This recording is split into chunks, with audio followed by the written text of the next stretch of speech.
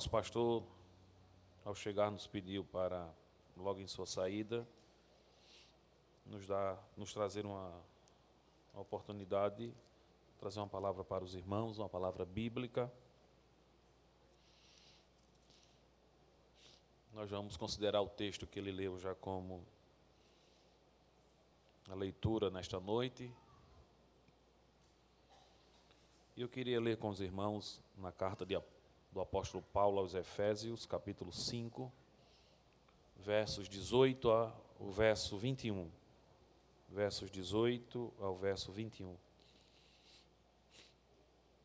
E não vos embriagueis com vinho, em que há contenda, mas enchei-vos do Espírito, falando entre vós com salmos, entoando e louvando de coração ao Senhor com hinos e cânticos espirituais, dando sempre graças por tudo a nosso Deus e Pai, em nome de nosso Senhor Jesus Cristo, sujeitando-vos uns aos outros no temor de Cristo.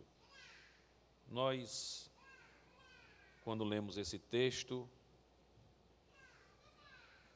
entendemos que Paulo está diante de uma situação muito aguda do ministério que Deus havia lhe confiado. E a proposta que Paulo estabelece nesse texto é fazer um contraste entre a embriaguez e o enchimento do Espírito Santo. Melhor seria dizer que enchei-vos do Espírito, a melhor expressão seria sede cheios do Espírito, porque não é a pessoa que se enche, mas que é enchida, porque quem nos enche é Deus, com o seu Espírito. Então, Paulo está diante dessa proposta para a igreja efesiana, uma cidade muito humanista, materialista, ocultista, envolvido em artes mágicas e coisas semelhantes. Mas ele tem consciência de que precisa ensinar à igreja os fundamentos apostólicos, precisa ensinar à igreja os fundamentos do Evangelho de Jesus. Paulo, quando fala sobre embriaguez, que você está acompanhando em sua Bíblia aberta, eu acredito, ele não está utilizando uma expressão sobre uma proibição genérica à embriaguez apenas. Essa não é a proposta do apóstolo Paulo.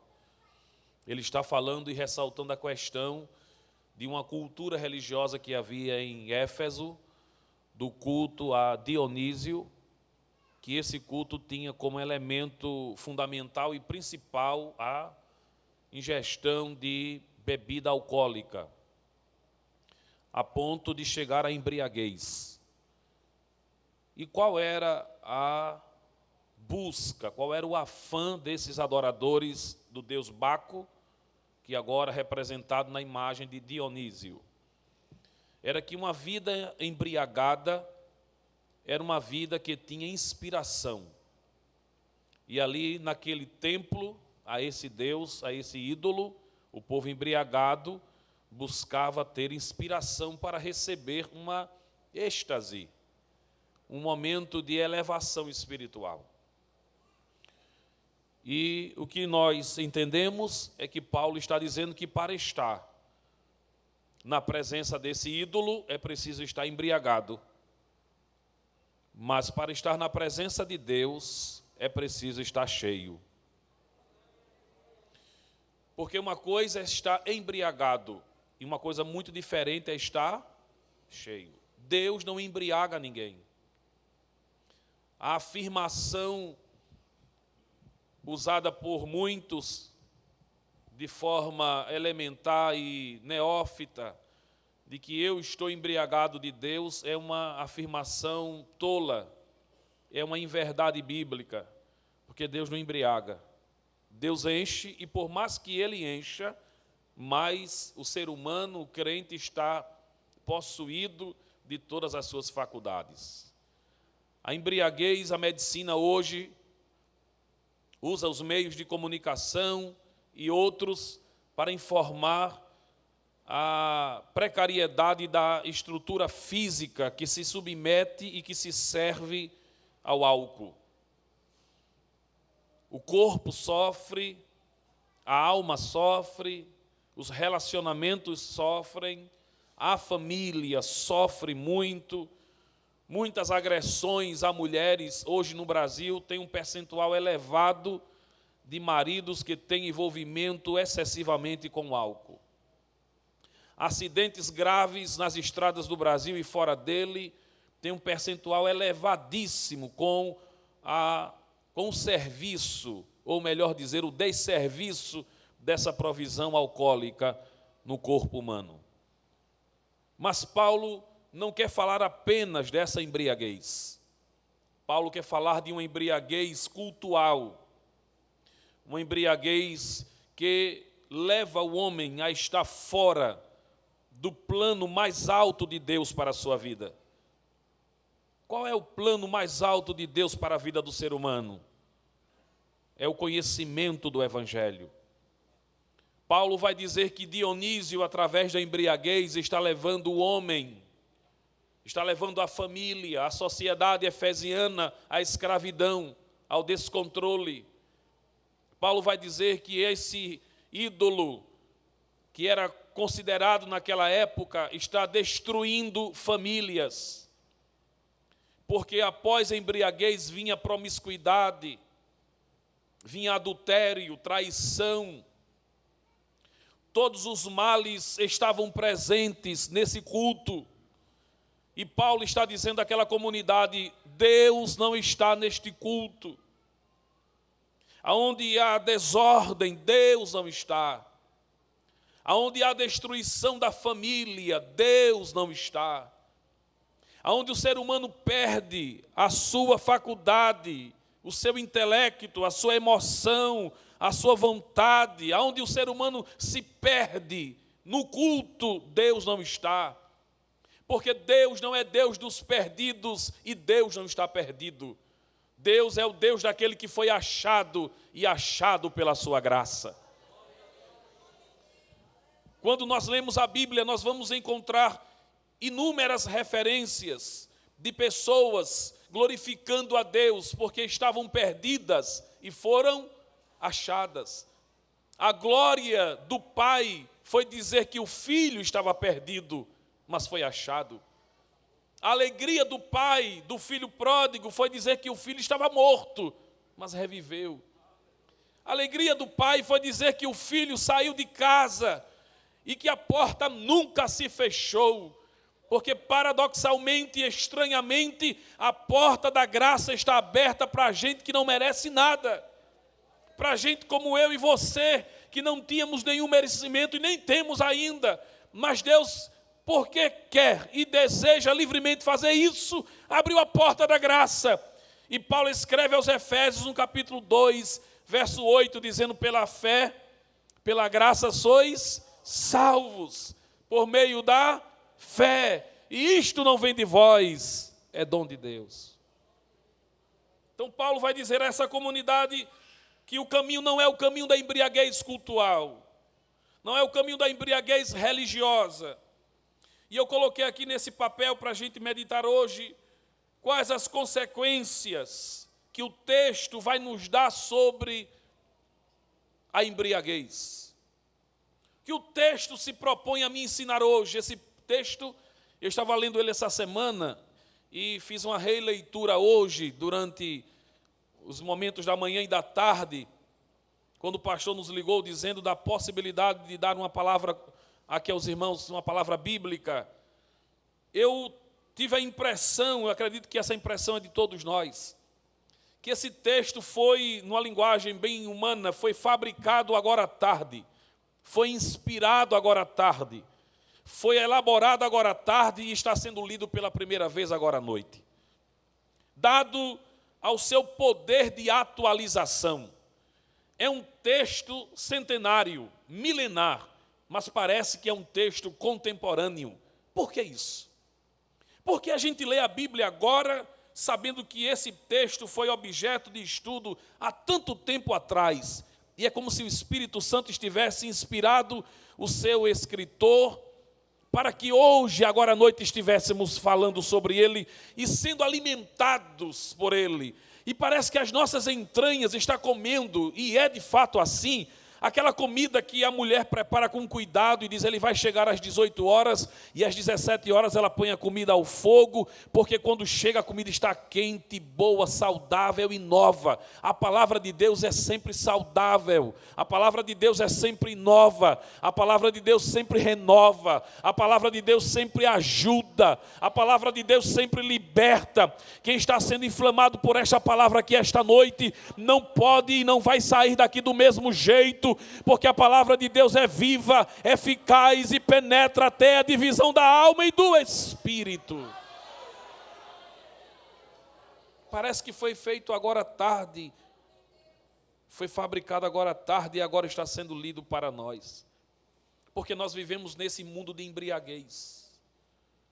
E Paulo vai dizer que esse texto traz uma consequência negativa no sentido da embriaguez.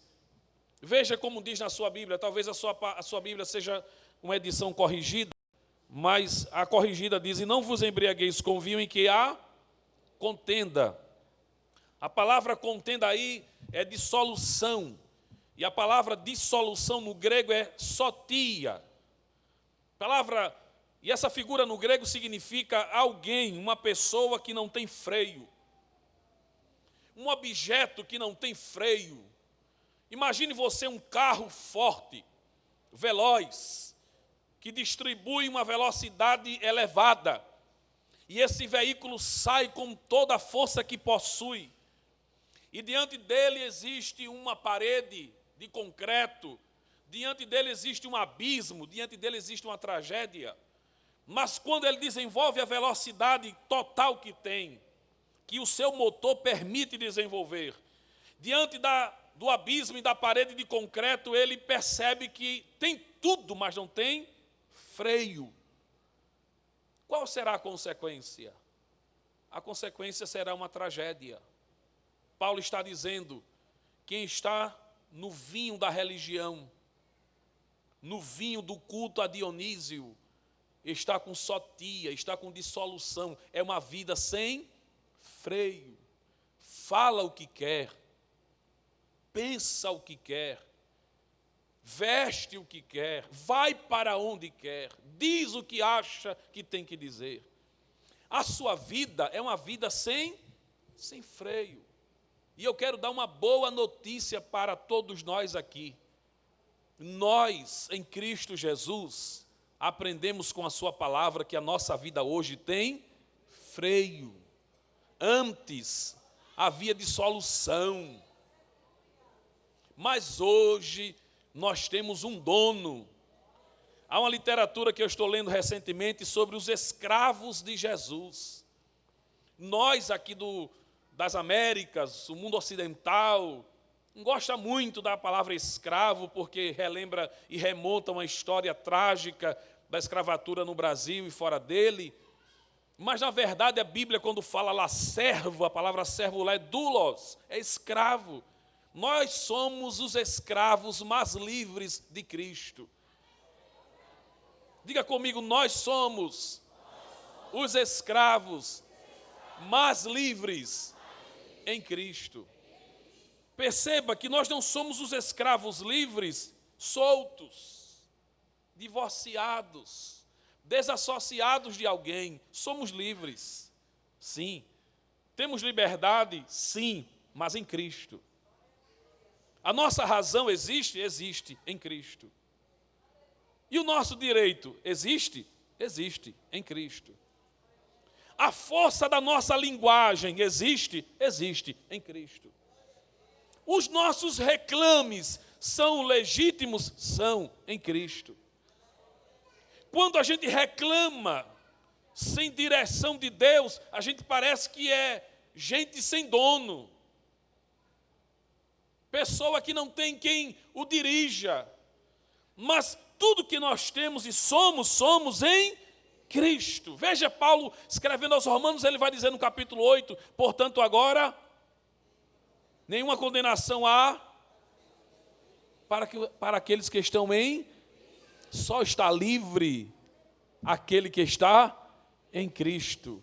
Só é escravo livre aquele que está em Cristo. É por isso que a gente canta.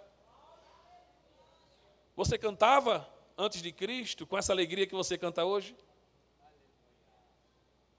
Você era feliz, você tinha rosto de felicidade como você tem hoje fora de Cristo? Se você olhar para esse irmão pertinho de você, talvez ele tenha dívidas, problemas de enfermidades, problemas familiares, conjugais e outros, mas olhe para o rosto dele e veja que rosto alegre. Veja que semblante de paz. Porque nós estamos em Cristo. Em Cristo. A nossa vontade hoje é viver para Cristo e ser somente dele. Oh, irmãos, como é bom ser de Cristo. Como é bom ser de Cristo. Como é bom ser escravo de Cristo. Como é bom estar amarrado a Ele. Paulo tinha pena daqueles que tinham pena dele porque ele estava preso.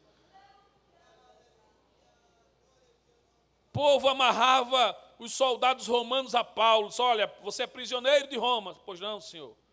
Você vai ficar aqui amarrado com outro soldado. Pois não, senhor. E quando um soldado vinha, passava aquele turno, Paulo, evangelho nele, evangelho.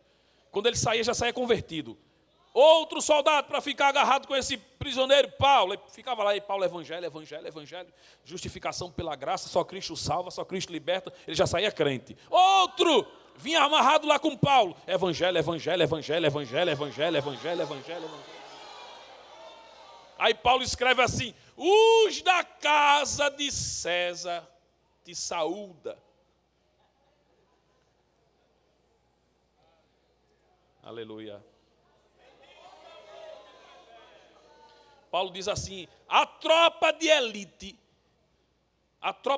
de César, que ficou agarrada comigo, eu ganhei tudinho para Jesus. Como é bom ser de Cristo. Como é bom ser de Cristo.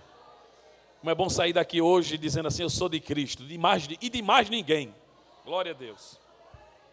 Então, meus irmãos, o apóstolo Paulo vai falar sobre essa verdade que a embriaguez cultural e religiosa, ela provoca esse caminho invertido, esse caminho destronado da vontade de Deus. Meditando nessa expressão, eu percebo que o apóstolo Paulo está dizendo: olha, gente de Efésios, gente de Éfeso, gente da igreja local, é bom viver no centro da vontade de Deus. Porque quem vive na direção de Deus e dentro de sua vontade, vive para a glória do Senhor.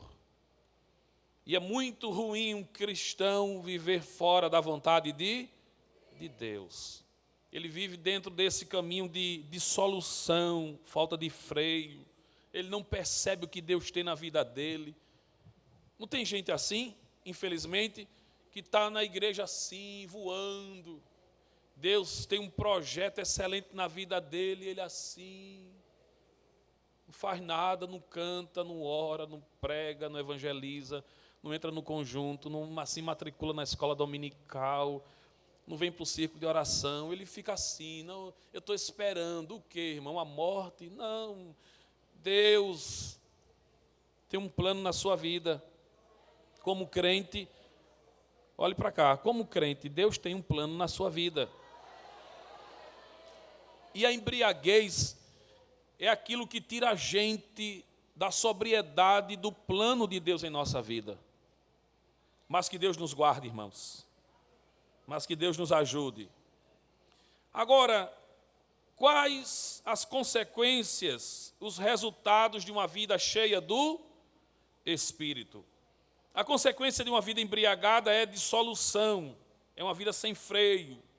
Mas qual a consequência de uma vida cheia do Espírito Santo? O texto vai dizer, abra sua Bíblia aí, no capítulo 5, e a partir do verso 19, o apóstolo Paulo já vai estar mostrando para nós a consequência de uma vida cheia do Espírito Santo. Alguém pode dizer assim, pastor, sair pulando no meio da igreja é uma consequência do enchimento do Espírito Santo? Arrancar o cabelo do povo na igreja, derrubar banco, não é? Ficar com visagem. Não tem visagem por aí, não tem? Porque tem coisa que o povo fala que Jesus nunca falou. Eu acho uma coisa interessante. Vou dizer aqui, eu vou confessar a vocês aqui uma verdade do meu coração. Nós estamos num culto de participação. Tem gente que a gente percebe que quer ser usado por Deus. E eu não acho isso pecado. É uma maravilha, desejo de ser usado por Deus. Mas aí nós temos duas premissas que precisamos respeitar. Duas. Primeiro, é saber se Deus quer usar quem quer ser usado por Ele. Segundo, é o tempo de Deus usar. Não é assim? Porque tem gente que não quer e Deus quer. Tem isso. Tem gente que não se escolhe, mas Deus escolhe. Tem gente que não corre atrás, mas Deus vai em busca dele. Não tem isso, irmãos? Então, a gente precisa entender o que é que Deus quer com a nossa vida. Porque nenhum plano de Deus é maior do que o outro. O plano de Deus é grande para todos nós. Agora é um plano distinto. Nem todo mundo vai ser pastor, vai? Nem todo mundo vai ser presbítero, evangelista, dirigente de ciclo de oração. Nem todo mundo vai ter o privilégio de profetizar na igreja, de curar os enfermos. Tem gente que cura os enfermos e tem gente que canta. Tem aquele que tem aquela graça de Deus para curar os enfermos. O dom de Deus, a graça, a revelação de Deus. Mas se você colocar ele para dar uma palavra, ele fica dizendo assim, como é que faz? Não é verdade? Já tem outro que nunca orou para Jesus curar um enfermo. Me diga o milagre que você vê de João, o Batista. Já viu? Algum milagre que ele já fez? Algum cego que ele abriu os olhos? Já viu? A Bíblia não fala de nenhum milagre, mas Jesus disse, nascido de mulher. Nascido de mulher. Não tem homem nenhum maior do que João.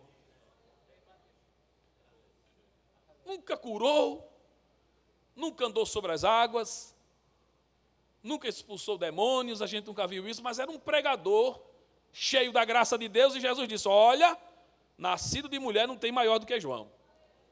Porque o dom de Deus, a capacitação de Deus, a glória de Deus é dada a cada um para aquilo que é útil. E se você recebeu, glorifique a Deus. Desenvolva o que Deus lhe deu. Mas Paulo, à luz desse texto, vai dizer o que é ser cheio do Espírito Santo. A primeira coisa que Paulo vai falar está no verso 19. Veja o que ele vai dizer. Falando entre vós com... Qual é o primeiro caminho de evidência de alguém que recebeu a plenitude do Espírito Santo? A comunhão. Diga comigo, comunhão. Olha, irmãos, a comunhão é mais importante do que muita coisa que a gente escuta hoje aí com prisma de importância. Davi vai dizer assim, ó, como é bom e como é agradável ao Senhor que os irmãos vivam em união.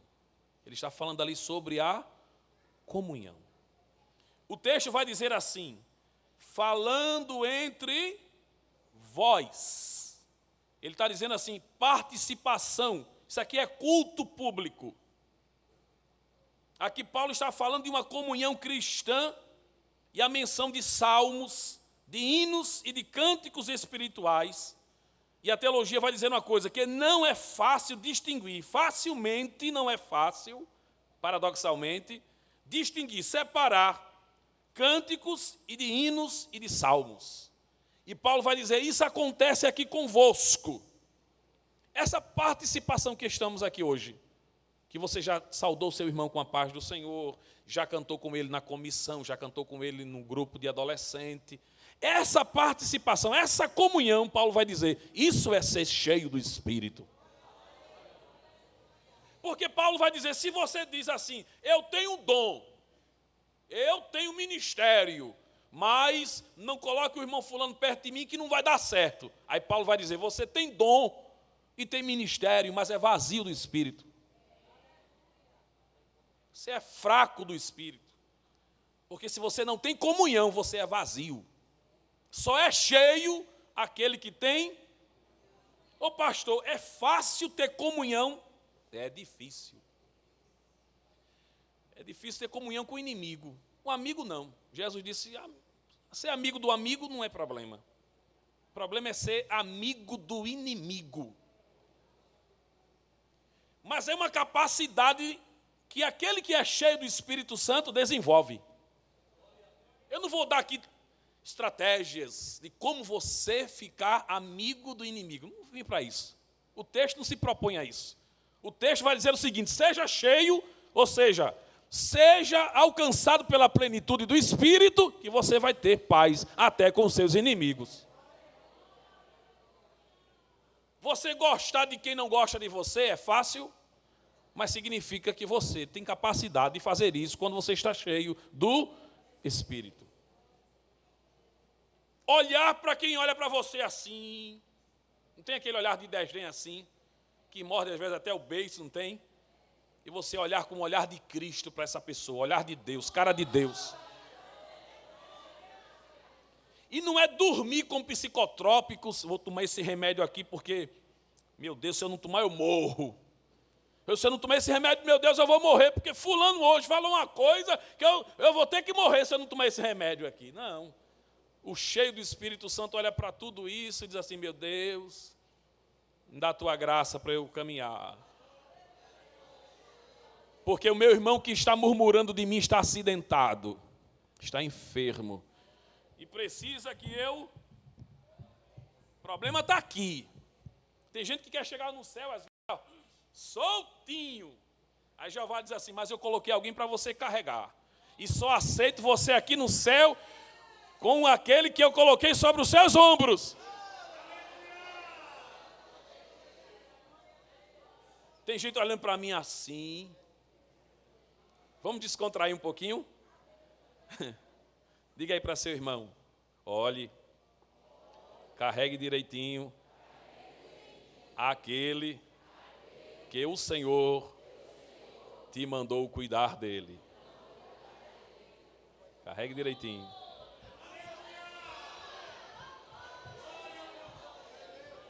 Deus vai dar graça para você fazer isso. Quando terminar o culto, diga assim, pastor, olha, eu vou querer saber do senhor como é isso. Eu não sei não. O senhor não sabe não? Não. Isso é o Espírito que livremente atua e faz você olhar e dizer assim, a paz do Senhor, minha irmã. E a pessoa que fez o mal fica assim, tremendo. E você normalmente. Olha, irmãos, contra a igreja de Deus não existe encantamento, feitiçaria, macumbaria. Não existe nada disso. Pare de besteira, vá dormir em paz, esfria a cabeça.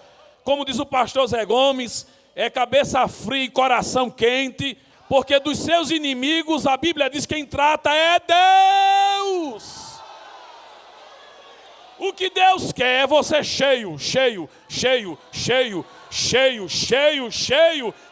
de manhã, à tarde, à noite, de madrugada, todo o tempo cheio do Espírito Santo, cheio.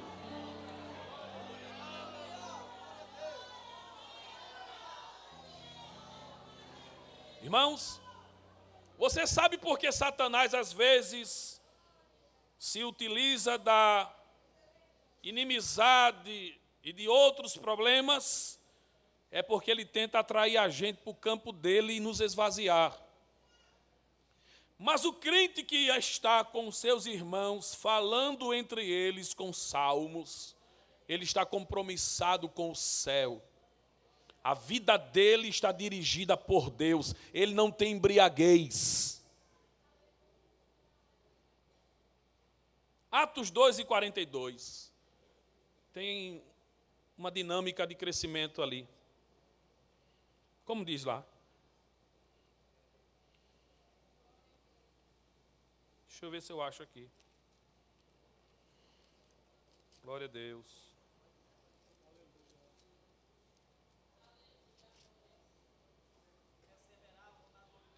dos apóstolos. Olha, e nas orações. Como havia a expressão de crescimento dessa igreja? Porque eles estavam perseverando na doutrina. A palavra doutrina aqui é evangelho. Depois eles estavam na comunhão. De que maneira? No partir do pão e nas orações. Interessante que os estudiosos, eles falam que o partir do pão aqui tem sentido duplo. Tem um sentido da comunhão, como ceia do Senhor, e tem um sentido de comunhão como amizade. É o termo que o grego utiliza por koinonia. É a capacidade de estar bem com o outro. A psicologia descobriu um dia desse que empatia ajuda. O que é empatia? É sentir aquilo que o outro está sentindo. Aí Paulo vai dizer já isso, através da Bíblia. Chorai com os que choram e alegrai-vos com os que se alegram. Então, o crescimento aqui dessa igreja está também vinculado à comunhão. Amém, meus irmãos? Vamos para outra capacidade de alguém que é cheio do Espírito Santo, olhando para o texto de Efésios, capítulo 5. Veja o que ele vai falar. Ainda no verso 19, ele vai dizer, falando entre vós com salmos, que é a comunhão. E depois vai dizer, entoando e louvando de coração com hinos e cânticos espirituais. A segunda capacidade de um crente cheio do Espírito Santo é adoração. Diga comigo, adoração. O que é adoração? Quais as premissas que biblicamente norteiam a adoração? Abra a Bíblia em João, capítulo 4. Jesus vai falar sobre isso. Quando de fato estamos adorando? João 4. E o verso 24. Se o senhor quiser ler, pastor. Deus é Espírito, e importa os que o adoram, o adorem em Espírito e em verdade. Escute. Como é que se adora? O que significa Espírito aqui? Espírito aqui é a parte que trata da fé do cultuante. E verdade é o quê? Escritura. Então a gente vai unir fé e escritura. Então adoração significa a fé nas escrituras. A adoração legítima é a adoração que a gente olha para a Bíblia. E tem dela, e vem dela, e emana dela o nosso conceito de adoração. Mas, pastor, é que a gente hoje vê muito show gospel, um exemplo, está muito hoje aí. Balança para lá, balança para cá, corre gente fica suada, cai. Chega em casa, às vezes, vazio, vazia. No outro dia, estou de ressaca. Eu nunca vi isso. Adoração, quando a gente entra, quando a gente é conduzido pelo Espírito à adoração, irmãos, eu já vi diferente, eu já vi gente dizer assim, eu cheguei aqui tão cansada. Eu já vi irmãs dizendo, eu cheguei tão cansada nesse círculo de oração, mas quando eu fui levada pelo Espírito a adorar a Deus, Deus me renovou as forças. Já aconteceu isso com você? Já aconteceu com você de dizer assim, hoje, Jesus, é só uma oração pequenininha, viu? Que eu estou, olha, o mulambo. Aí chega na beirinha da cama assim, bota só um joelho no chão para o outro dizer assim, você nem vai. Você nem vai orar hoje, é um joelho só, porque eu quero dormir. É um no chão e outro embolando na cama. Mas o Espírito de Deus se serve livremente daquele momento de adoração. E daqui a pouco você diz assim, outro joelho tem que vir para ajudar. Aí vem. E dá 20 minutos. Quem queria orar menos de 1 minuto, 20 minutos, 30 minutos. E daqui a pouco a cama está banhada de lágrimas. E já não é uma língua comum que se fala. É a língua que entra na dimensão de Deus, na adoração de Deus. E você diz assim, meu Deus, que madrugada boa. Porque você está orando com vistas à Escritura. Tem muita gente hoje aí fazendo adoração doida, maluca, um bando de surtados. Não sabe o que é Bíblia. E afinal de contas, nunca abriu a Bíblia para falar sobre adoração. Bota o povo para pular e suar, querendo que Jesus seja um ídolo. Eu sou fã dele. De quem? De Jesus. Jesus, meu não, estou fora. Eu não sou ídolo, eu sou Deus. Eu não quero o teu suor. Eu não quero a tua camisa rasgada. Eu não quero o teu lenço amarrado na testa. Eu não quero frases de efeito impactantes. Eu não quero isso. Quando eu olho para a Bíblia, eu vejo o que Deus quer. Eu quero um coração aberto. Eu quero joelhos que se dobram. Eu quero língua refreada que me adora. Eu quero comunhão uns com os outros. Pula tanto, mas não dá a paz do Senhor a ninguém. Sua tanto no show, mas se o pastor disser alguma coisa, ele vem de encontro ao pastor. Todo projeto da igreja, ele é contrário ao projeto da igreja. Isso é comunhão? Isso é adoração? Isso é agonia. Isso é tapia. É para ver se engana Jesus com isso, mas isso não chega lá. Jesus quer verdadeiros adoradores que têm fé nas Escrituras, fé na palavra. Onde está a sua Bíblia, meu irmão? Onde está a sua Bíblia? Levante que eu quero ver.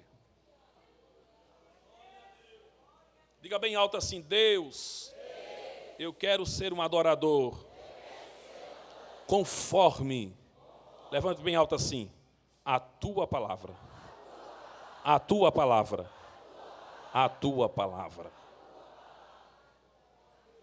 É adoração.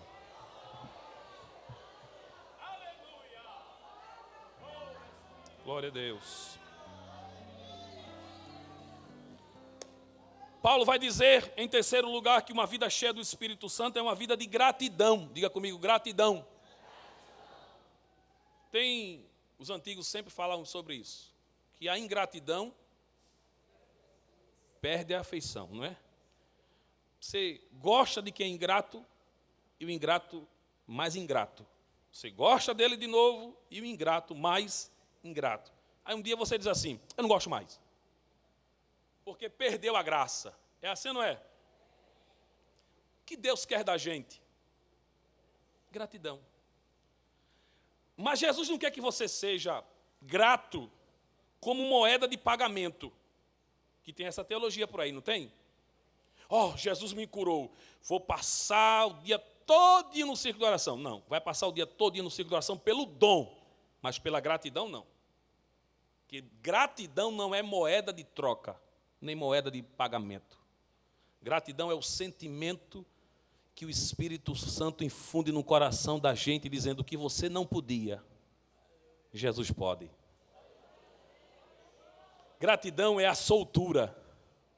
Gratidão, irmãos, não é ativismo religioso. Olha, se Jesus salvar o meu marido, eu prometo que eu entro na campanha, no conjunto, no coral, no Dejadalpe, mas eu entro.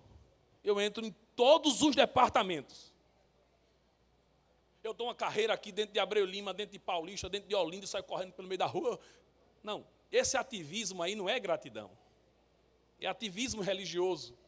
Gratidão é o sentimento de olhar para Deus, enxergar a nossa impotência, a nossa incapacidade e cantar o que canta o Salmo 103. Bendize, ó minha alma, ao Senhor. E tudo que há em mim. Glória a Deus. A gratidão não diz assim, coração doente, cante, nada disso. A gratidão diz, e tudo. As mãos, os braços, os pés, a mente, a alma. E tudo que há em mim. O Espírito Santo nos convida hoje à gratidão. Gratidão é a gente olhar para o inferno. Inferno. Sabe o que é inferno? E dizer assim, eu sou muito grata a Deus, porque fui cortada daquele inferno. Você não tem esse sentimento quando você às vezes liga a sua televisão e vê esses noticiários de gente caindo pelo meio da rua, pelas calçadas, embriagadas, outras viciadas em outras coisas, e você fica dizendo assim, mas Jesus, como eu te sou grata, como eu te sou grato, porque eu estava lá nas mãos. Atos dos Apóstolos diz que nós estávamos nas unhas de Satanás. Jesus chegou e disse, solta, solta, solta que é meu.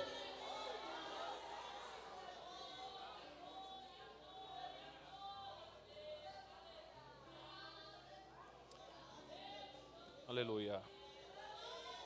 Se tem uma coisa que Deus repugna, se tem uma coisa que Deus abomina, é a murmuração.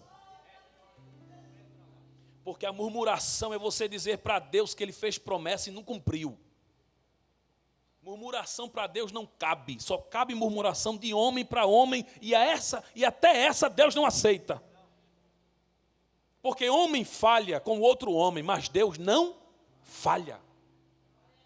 Você não precisa esperar para Deus fazer, para você ser grato. Pode ser hoje. Pode ser grato a Deus hoje.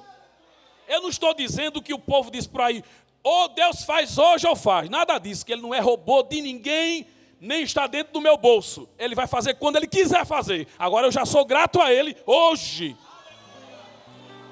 Porque eu já estou sentindo o agir da mão de Deus. Eu já sou grato a Deus hoje.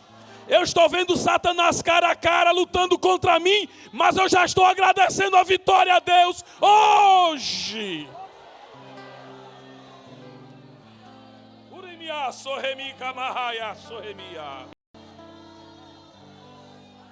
Agradeça a Deus hoje.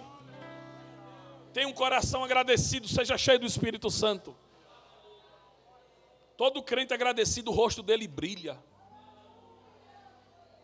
O médico diz assim, vai morrer, irmã. E ela abre um sorriso e diz, doutor, eu respeito a sua medicina, doutor. Mas só quem escreve a última página da minha vida é Jesus.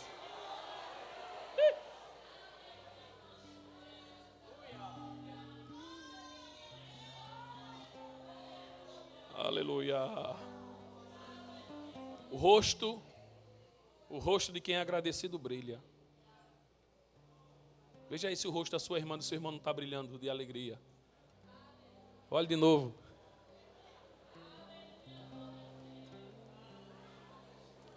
Olhe de novo. Olhe de novo. Veja se não brilha. Veja se o brilho da gratidão a Deus. E tudo que há em mim, bendiga o teu nome, Senhor. Levante a sua mão direita comigo e faça uma expressão de gratidão a Deus. Irmão, olhe para cá. Se você pudesse, essa vitória que você tanto deseja, se você pudesse, você já tinha operado, já tinha feito. Mas Jesus está deixando você entender hoje aqui quem vai fazer. E quem pode fazer é Ele. Agradeça. Porque você fazendo sai mal feito. Jesus fazendo dá tudo certo. Agradeça. Agradeça, moça. Agradeça, rapaz. Agradeça porque você está plantado aqui na casa do Senhor. E o rio do Espírito corre aqui. O rio do Espírito Santo corre aqui. Agradeça porque Ele está banhando as tuas raízes. E você vai crescer. Olha, Deus está te dizendo isso aqui hoje. Mulher, homem, tu vai crescer. Porque a água do meu Espírito está molhando as tuas raízes. E tu vais dar fruto.